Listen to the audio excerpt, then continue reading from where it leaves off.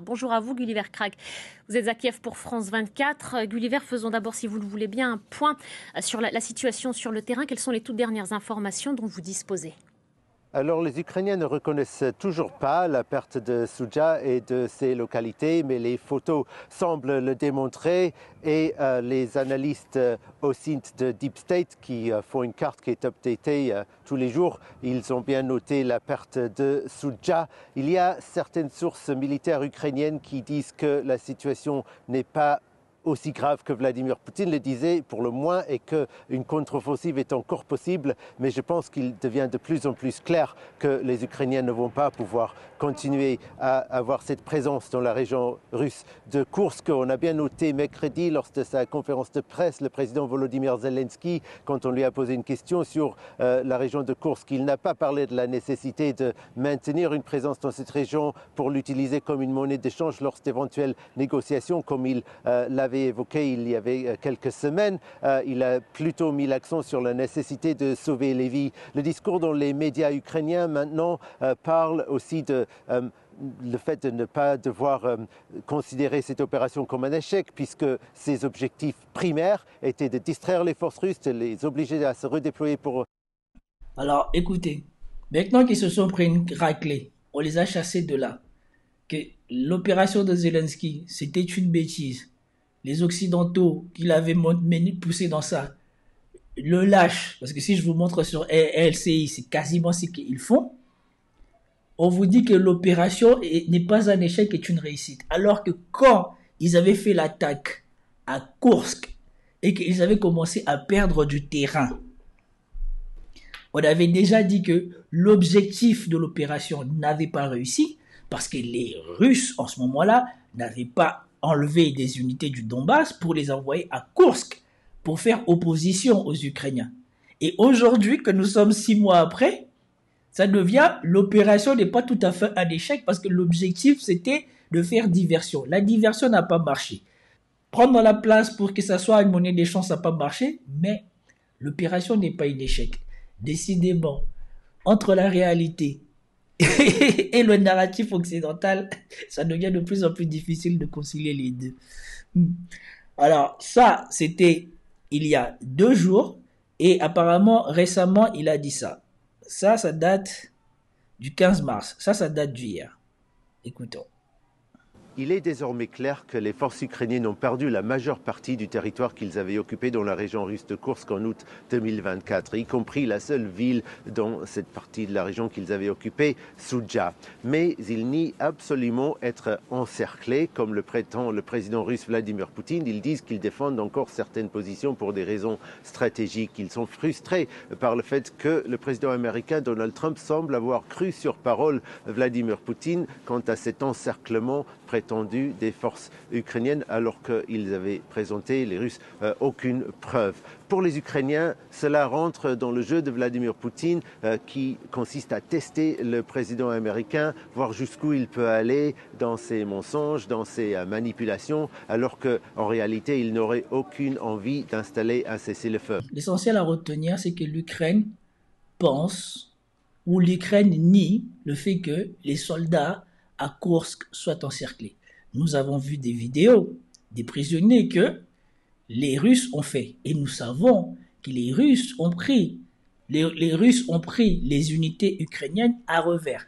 Donc ça veut dire qu'il y a une partie des unités ukrainiennes qui étaient en dessous de là où ont surgi les unités russes qui se battent peut-être, mais nous savons que déjà, il y a une partie d'entre eux qui ne pouvaient plus sortir parce que la route pour sortir était déjà sous le feu des Russes, comme va le préciser la personne du Figaro, dont je vous mettrai les parties. Mais si la route pour sortir est bloquée, si les unités qui étaient au-dessus de là où sont sortis les Russes n'ont pas eu le temps de se retourner, donc où sont parties toutes ces unités? À quel moment ils sont sortis? Par où? Comment? Ça n'a pas commencé samedi, parce que samedi, ce qu'on a vu, c'est le début de l'effondrement des lignes ukrainiennes. Mais depuis 3 semaines, même 4 semaines, on va dire à peu près mi-février, quand ils ont fait tomber un village qui s'appelle Sverdikovo, en fait, ils ont pris le saillant ukrainien en pince Et par les côtés, pas loin du long de la frontière, ils se sont approchés de cette route principale qui était le fil de vie des Ukrainiens. Alors, la première partie, c'est quand vous êtes à 10-15 km de la route, vous prenez le contrôle de la route par les feux de l'artillerie. Mais quand vous vous rapprochez à 5-6 km, puis ensuite 3 km, comme c'est le cas actuellement, là, c'est plus seulement l'artillerie, mais c'est aussi les tirs de mortier. Et surtout, ce sont les petits drones FPV. Ces drones vraiment pas grands, avec 4 pales quadricoptères, et qui emportent des grenades à charge creuse. Et ce sont ces drones qui existent par dizaines de milliers chaque jour sur la ligne de front, qui ont complètement changé la guerre en Ukraine. C'est peut-être l'armement le plus emblématique de cette guerre. Et une fois que la route est contrôlée par ces drones FPV, autant dire que l'approvisionnement logistique ukrainien devenait impossible ou se faisait à un prix exorbitant en termes d'usure des matériels. Et concrètement, on a des vidéos géolocalisées, mais là, pas ces derniers jours, ces dernières semaines, depuis 3 semaines, où on voyait le long de cette route des carcasses de blindés, de 4x4, de pick-up ukrainiens qui avaient tout simplement été tapés par des drones FPV russes. Je fais une toute petite aparté, c'est que les Ukrainiens, au départ, c'est les Ukrainiens qui étaient les meilleurs en drones FPV. Et par ailleurs, ils n'étaient pas mauvais en système de brouillage. C'est-à-dire que quand vous brouillez la liaison du drone, l'opérateur de drone qui est situé à 5 km du drone perd le contact. Concrètement, sur son écran, il voit quelque chose de flou et il perd le contrôle de son drone qui n'est plus capable de frapper le groupe de fantassins ou le blindé, etc. Et les drones, les Russes ont introduit, il y a plusieurs mois maintenant, mais c'est de manière croissante, sur la ligne de front, un nouveau type de drone qui sont des drones philo-guidés. Donc il y a un fil, la fibre optique, qui relie l'opérateur au drone. Et ces drones-là, comme ils sont philo-guidés, eh bien, ils ne peuvent pas être brouillés.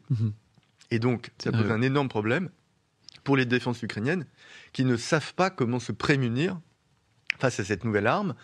Le résultat, c'est qu'en réalité, déjà il y a 3 semaines, on savait que ça en était fini avec le saillant ukrainien de Koursk. Mais on ne savait pas si les Ukrainiens, qui sont adeptes d'une défense ferme, c'est-à-dire que on ne recule pas, on n'essaye pas de céder du terrain pour gagner du temps. On reste. Et tant pis pour même si ça coûte très cher en perte. Mais donc on ne pouvait pas savoir exactement combien de temps ça allait durer. Ça s'est plutôt accéléré, plus rapidement qu'on pensait. Samedi dernier, il y a eu des assauts russes menés tout azimut le long de toute la ligne de front de ce saillant. Il y a eu notamment un assaut sur lequel il faut parler au conditionnel parce qu'on n'est pas encore certain de tout, mais qui en tout cas s'annonce spectaculaire. Et moi, ce que des sources militaires françaises m'ont dit, c'est que cet assaut russe, c'est celui qui a à minima déstabilisé toute la défense ukrainienne centralisée dans le blast de Souja. Vous voyez, ici, Titelman, Gulliver Krag, Zelensky, eux tous, ils parlent de choses que concrètement, si tu regardes juste les faits, tu te rends compte qu'ils mentent. Mais ici, comme toujours, le but, ce n'est pas de dire la vérité. Le but, c'est d'imposer le narratif que Poutine et Trump sont de connivence contre l'Ukraine. Trump est faible parce qu'il va dans le sens de Poutine, ou que Poutine et Trump sont complices parce que les deux ils veulent la même chose.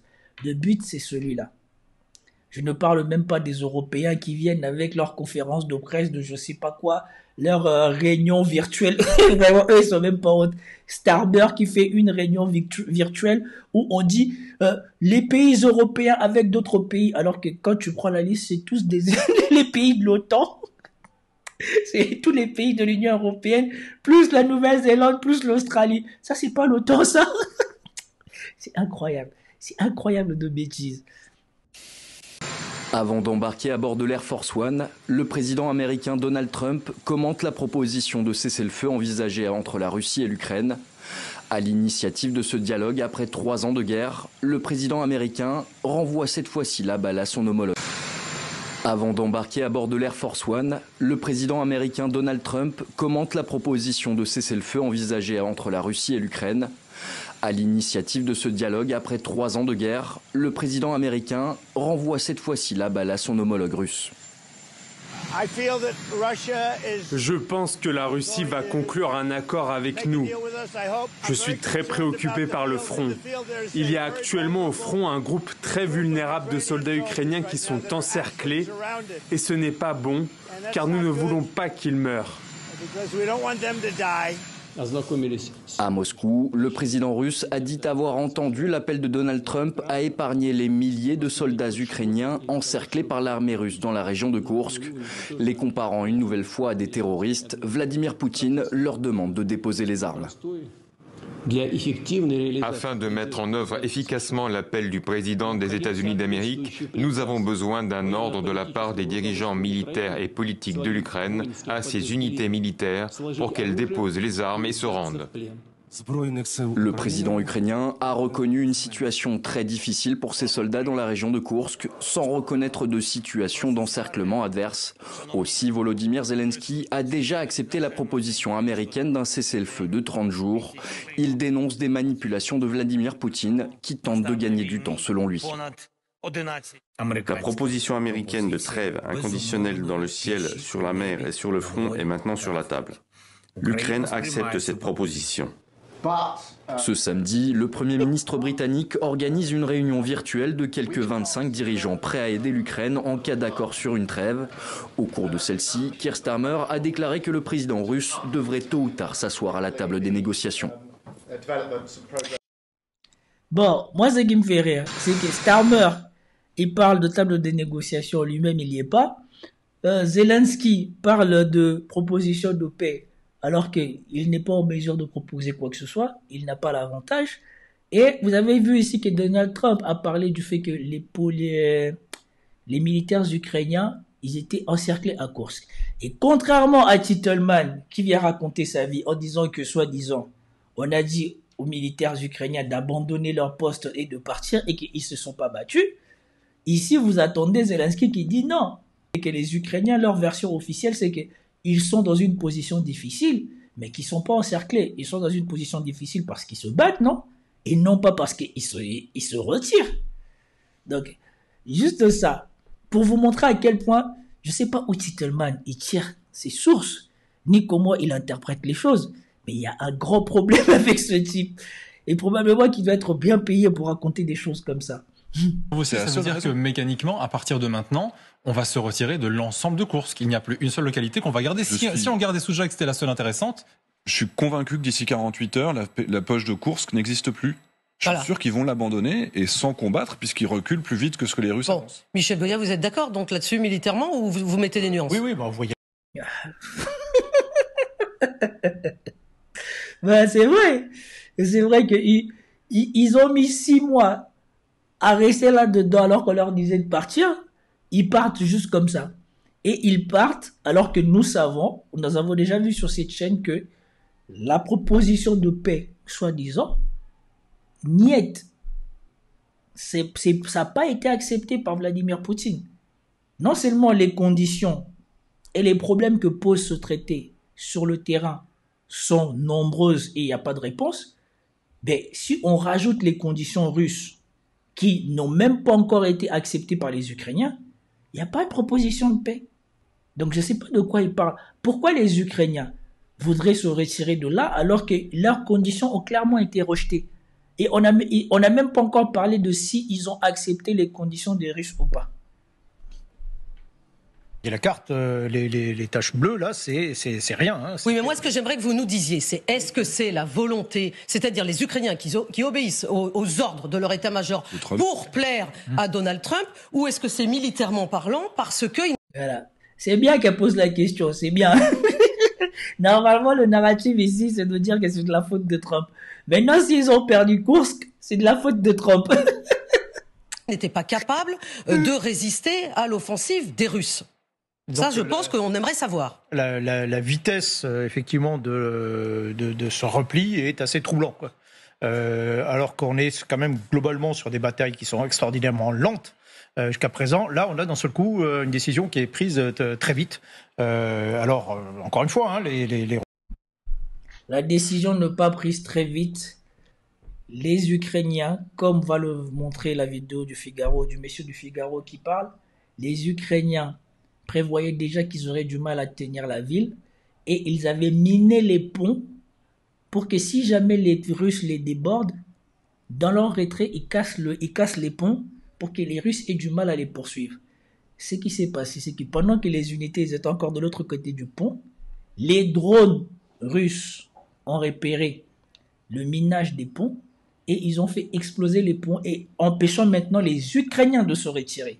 Donc ceux qui étaient de l'autre côté, ils sont piégés et ceux qui étaient derrière ne pouvaient plus bénéficier de la logistique qui est en train de revenir. Cette unité liée à l'opération avait fait sa jonction avec le reste des forces russes qui prouvait que le front au-delà, à l'est, avait rompu complètement. C'était rompu. Et de fait, il y a pas mal de vidéos qui montrent une sorte de convoi ukrainien qui tente de filer vers l'ouest et de revenir se barricader dans la ville de Soudja même. Sauf que à la lisière entre la ville de Soudja et cette zone industrielle dont on parle, il y a une rivière qui s'appelle la Soudja elle-même, et il y avait 2 ponts. Et là, on a d'autres vidéos géolocalisées qui montrent que les fameux drones filoguidés dont je vous parlais s'approchent des 10 ponts, observent que les ponts ont été piégés par les Ukrainiens, c'est-à-dire que en bas des piliers du pont, vous avez des charges d'explosifs qui étaient prêts, mais qui étaient prêtes à exploser en cas de retraite précipitée, mais après que les Ukrainiens se sont retirés et pour empêcher les Russes d'avancer. Les Russes, ils voient ça et ils envoient les drones dans les charges d'explosifs ukrainiennes des piliers. Les 2 ponts ont sauté et donc les forces ukrainiennes qui étaient à l'est de Soudja et qui ont voulu se replier vers l'ouest ont eu le plus grand mal, et c'est un euphémisme, à mener cette manœuvre de repli. Pour l'instant, on n'a pas de décompte précis des pertes matérielles humaines ou du nombre de prisonniers de guerre. Ce qui est clair, c'est qu'il y a eu des pertes conséquentes. Là, je cite le général Olivier Kempf dans son point de situation hebdomadaire. Voilà pourquoi ce n'est pas un retrait du front. Ils sont éparpillés partout. Et les peu qui sont là, regardez bien où ils sont. Ils ne sont pas dans les poches. Derrière eux, c'est quasiment leur propre pays. Derrière eux, ce ne sont pas les Russes qui sont derrière eux. Derrière eux, c'est leur propre pays. Donc, c'est ceux qui sont de l'autre côté, au-dessus ou au nord de là où sont sortis les Russes, qui sont bloqués. Mais les deux les 2 poches bleues là, ils sont bloqués par où? Ils ne peuvent pas accéder à leur pays. Le seul problème, c'est que même s'ils sont là, passer par les frontières naturelles, c'est difficile. La route, c'est difficile aussi parce que, comme le dit le monsieur du Figaro, c'est une route, comme l'avait montré, comme je vous l'ai déjà montré ici, c'est une route qui est sous le feu russe, qui est sous le feu des drones russes. Ça n'a pas commencé samedi, parce que samedi, ce qu'on a vu, c'est le début de l'effondrement des lignes ukrainiennes. Mais depuis 3 semaines, même 4 semaines, on va dire à peu près mi-février, quand ils ont fait tomber un village qui s'appelle Sverdikovo, en fait, ils ont pris le saillant ukrainien en pince et par les côtés, pas loin du long de la frontière, ils se sont approchés de cette route principale qui était le fil de vie des Ukrainiens. Alors, la première partie, c'est quand vous êtes à 10-15 km de la route, vous prenez le contrôle de la route par les feux de l'artillerie. Mais quand vous vous rapprochez à 5-6 km, puis ensuite 3 km, comme c'est le cas actuellement, là, c'est plus seulement l'artillerie, mais c'est aussi les tirs de mortier, et surtout, ce sont les petits drones FPV, ces drones vraiment pas grands, avec 4 pales quadricoptères, et qui emportent des grenades à charge creuse. Et ce sont ces drones qui existent par dizaines de milliers chaque jour sur la ligne de front, qui ont complètement changé la guerre en Ukraine. C'est peut-être l'armement le plus emblématique de cette guerre. Et une fois que la route est contrôlée par ces drones FPV, autant dire que l'approvisionnement logistique ukrainien devenait impossible ou se faisait à un prix exorbitant en termes d'usure des matériels. Et concrètement, on a des vidéos géolocalisées, mais là, pas ces derniers jours, ces dernières semaines, depuis 3 semaines, où on voyait le long de cette route des carcasses de blindés, de 4x4, de pick-up ukrainiens qui avaient tout simplement été tapés par des drones FPV russes. Et donc, sortir, ça devient difficile. Mais concrètement, ils peuvent toujours essayer de passer par les frontières naturelles qui sont derrière eux. Non, mais Goya, c'est incroyable. Il rentre dans le jeu de Titelman. Il n'a plus rien de militaire. Les Russes peuvent manœuvrer, ils ont le droit de manœuvrer relativement brillamment, mais c'est troublant. Alors moi, j'ai pas d'éléments particuliers pouvant dire que c'était un repli organisé et imposé par les États-Unis en préalable. C'est bien ce que je pensais, que vous alliez nous dire ça. Voilà. Vous n'avez pas d'éléments. Voilà. Donc si Goya, qui a des bis avec des militaires, il te dit qu'il n'a pas d'éléments pour affirmer ce que Titelman dit, mais non, Titelman, lui qui n'est ni politicien, ni un haut gradé, d'où il chasse ces informations. C'est grave. Quand même. Attends, on va laisser terminer Michel. Non, voilà, donc j'ai pas d'éléments pour l'affirmer, effectivement. Juste un ordre de grandeur, les Russes progressent chaque jour autant que dans chacun des mois précédents. Ils avancent 30 fois plus vite depuis une semaine, c'est pas parce que les Ukrainiens savent plus se battre d'un coup. Voilà. C'est là, en tout cas, il me fait plaisir en disant ça. Quand on lui disait que l'effondrement d'un front ne dépend pas de la résistance que tu as eue avant. Ça dépend de la résistance que tu vas continuer à opposer. Ici, les Ukrainiens ont été débordés. Et une fois que tu es débordé et que tu ne peux plus colmater les brèches, ça s'effondre beaucoup plus vite qu'on avançait. Vous avez vu d'un coup, lui-même qui disait que ouais, les Russes à cette vitesse-là, ils vont prendre 3 ans ou quoi que ce soit. Là, ils vous disent qu'ils avancent 30 fois plus. Et souvenez-vous de quand Avdiivka est tombé. En quelques jours, les Russes sont passés au-dessus de Avdiivka et ont pris les villes d'après. Donc, maintenant, une fois de plus encore, je pose la question. Peut-on considérer que ce monsieur sait de quoi il parle quand il parle de ce conflit? À part raconter les histoires des gens qui sont sur le conflit, avec qui il parle et qu'il invite sur sa chaîne, est-ce que concrètement, il y a de la cohérence, il y a de la pertinence dans ce qu'il raconte ce monsieur sur les plateaux télé? Les Ukrainiens, aujourd'hui, ils avancent vers Toretsk, vers Chassiviar, vers Pokrovsk. Donc ce là, sont des décisions politiques. Exactement, c'est pas militaire. Les Russes ne chassent pas les Ukrainiens obéissent à ce que leur demande Donald Trump, et les Russes en profitent pour récupérer effectivement leurs terres. Et mettre en scène une victoire. Voilà, exactement. Bon, on arrête ici. Franchement, c'est incroyable. Donc, et la journaliste et Titelman s'arrangent pour faire croire que ce qui est arrivé à Koursk, c'est de la faute de Trump pour faire un cadeau à Poutine.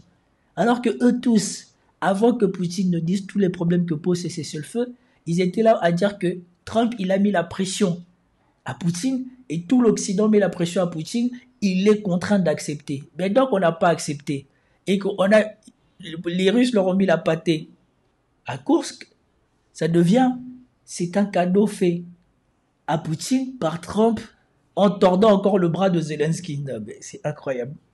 En tout cas, c'était tout pour cette vidéo. Ça m'a beaucoup fait rire. Je ne pensais même pas que j'allais rigoler autant et je ne pensais pas que j'allais attendre des tels mensonges, de telles absurdités sur ce plateau. C'est juste une catastrophe. Merci beaucoup d'avoir suivi. Peace out à vous. Bon week-end. À lundi. Peace.